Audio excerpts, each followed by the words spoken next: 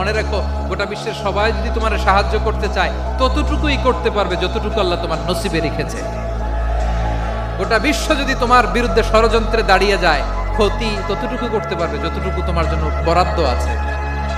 এর বাইরে কিছু করতে পারবে না। আওয়াজ করে বলেন ঠিক কিনা?